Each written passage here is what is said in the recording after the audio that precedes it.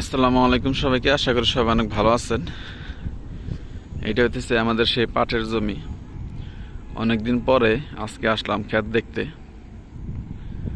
তো বিকেলবেলা রোদ একদমই নাই। গতকালকে এবং আজকে হালকা হালকা বৃষ্টি হয়েছে।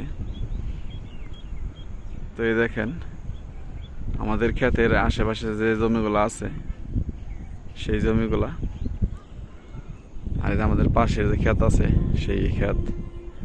পাটের সংখ্যা খুবই কম। পর্যাপ্ত পরিমাণে বৃষ্টি না হওয়ায় পাট ওইরকম ভালোভাবে জ্বালায় নাই।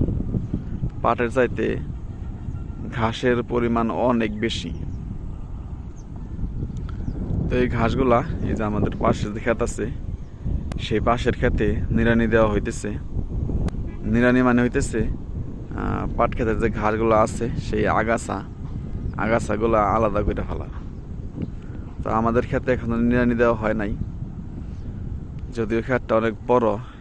পাটের চাইতে আগাছার পরিমাণ অনেক বেশি হয়েছে। তো ইনশাল্লাহ কয়েকদিনের মধ্যে নিড়ানি দেওয়া হবে। যদিও আমরা আমাদের পাট ক্ষেত নিয়ে যতটুকু আশা করছিলাম, যতটুকু ফলনের আশা করছিলাম, ওই পরিমাণে পাট হবে না, তার চেয়ে প্রচুর পরিমাণে কম হবে। তারপরে আলহামদুলিল্লাহ, এটা মূলত হইতেছে পর্যাপ্ত পরিমাণে বৃষ্টি না হওয়ার কারণে পাটের যে বীজগুলো আছে সেই বীজগুলা জ্বালায় নাই। তো আমাদের নদীর পাশে জমি, নদীর পানি প্রতিদিনই একটু একটু করে বাড়তেছে। আর নদীর কাছারে আমাদের ঘাসের জমি আছে ওই দুই পাশে। তো ঘাসের জমি কেমন হয়েছে, ঘাসগুলো এখন কোন অবস্থায় আছে, আপনাদেরকে পরবর্তীতে ইনশাল্লাহ কোনো এক ভিডিওর মাধ্যমে জানাবো।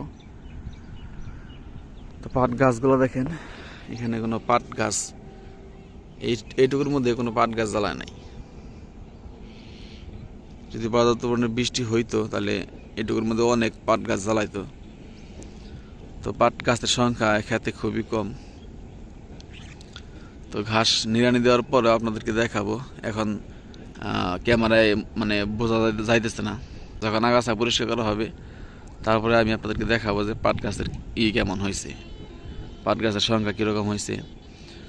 তো সবাইকে অসংখ্য ধন্যবাদ যারা কষ্ট করে ভিডিওটা দেখলেন। সবাই ভালো থাকবেন। আসসালামু আলাইকুম ওয়া রাহমাতুল্লাহ।